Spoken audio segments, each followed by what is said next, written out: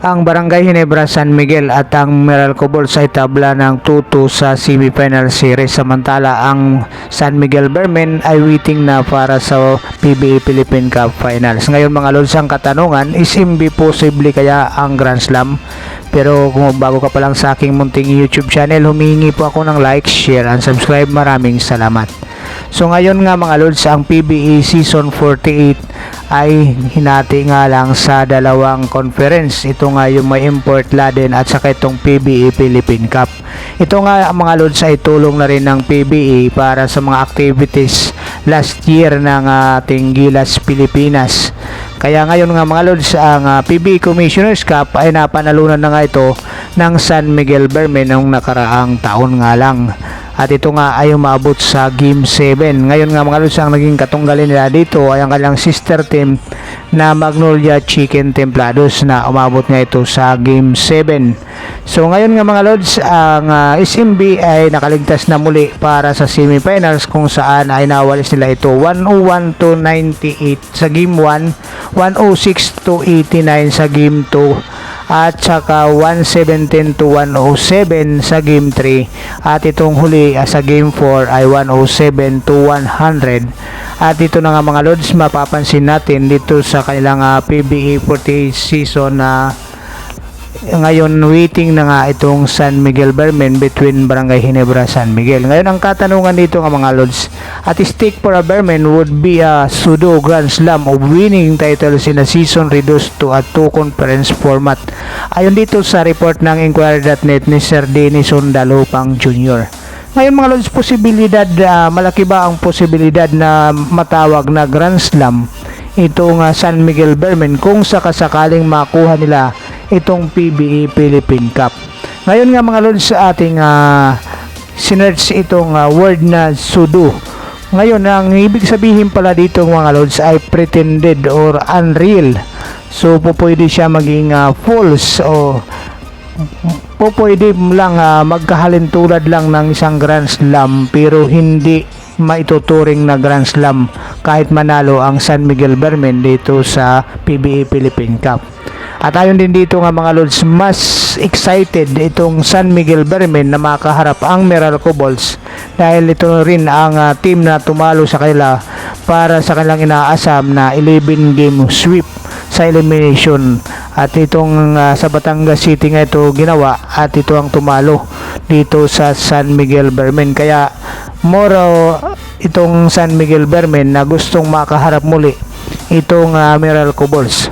So ito ay magagawa nga lang kung itong Meralco Bulls ay makakatawid at matatalo nila itong kanilang katunggali dito sa best of 7 semi-final series, itong Barangay Ginebra San Miguel.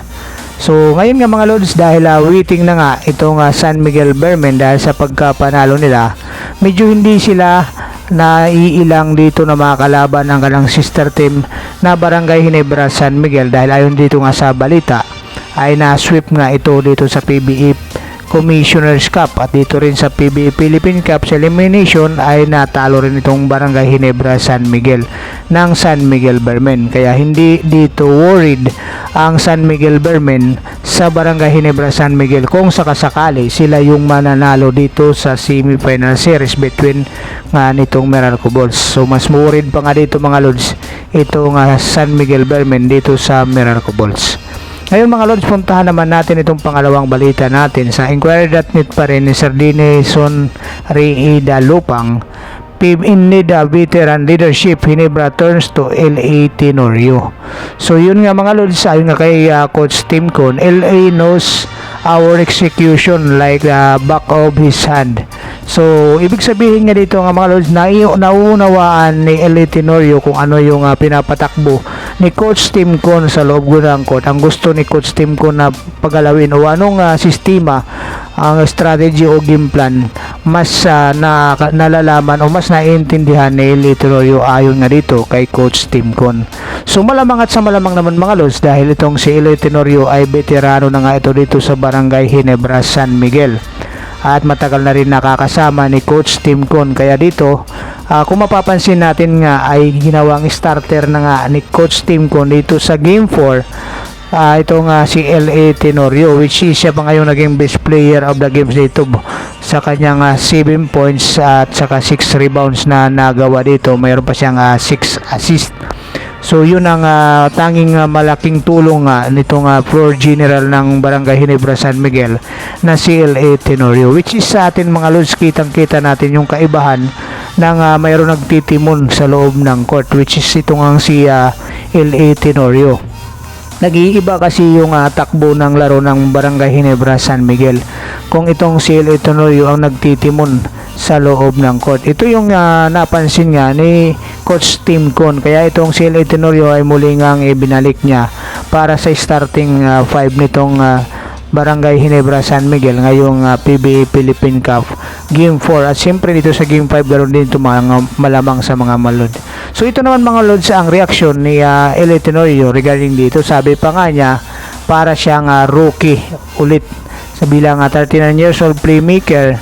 Sabi pa nga sa mga reporter, ang pakiramdam niya ay para siyang bumalik sa pagiging rookie. Ngunit sabi pa nga niya, I've been trying my best in erase the bad things that happened. At alam naman natin maraming mga pinagdaanan itong si L.A. Tenorio. Sabi pa nga niya, mga learning experience niya sa buhay.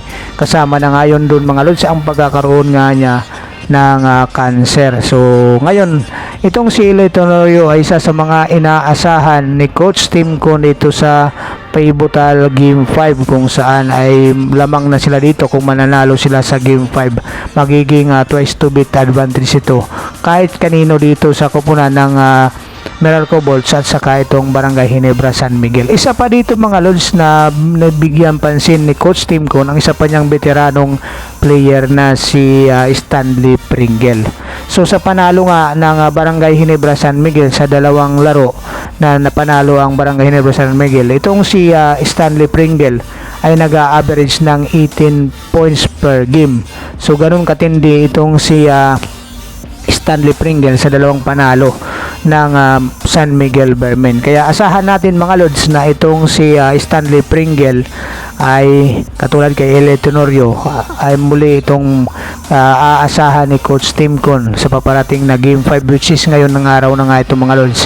So antabayan na natin ang magiging laro ng Barangay Ginebra San Miguel at saka itong Meralco Bolts Game 5. So ngayon mga lods, itong si Stanley Pringle at saka itong si L.A. Tenorio at maging itong si Japet Aguilar, isa na rin to sa mga veterano ni Coach Tim Con. Ito yung inaasahan ngayon ni Coach Tim Con. Kung pansin-pansin din nga mga lods ay nababawasan ng minuto itong rookie nga ng Barangay Ginebra San Miguel na si Ralph Cu, dahil na rin siguro mga lods na nadidipinsan na itong si Ralph Cu. At isa pa dito mga lods, maganda na rin ang nailalaro nitong si Scotty Thompson dito sa Game 4 nga. Yung score nga ito ng double digit. So magandang pangitaan ito para dito sa Barangay Ginebra San Miguel. Itong si Japet Aguilar, double digit yun ang naging score nito, at maging itong si Scotty Thompson, so L.A. Tenorio at saka itong si Stanley Pringle. So ito yung maasahan ni Coach Tim Con dito. So maraming salamat mga lods. Kung meron kayong mga komento at suggestion, iwan nyo lang dyan sa baba.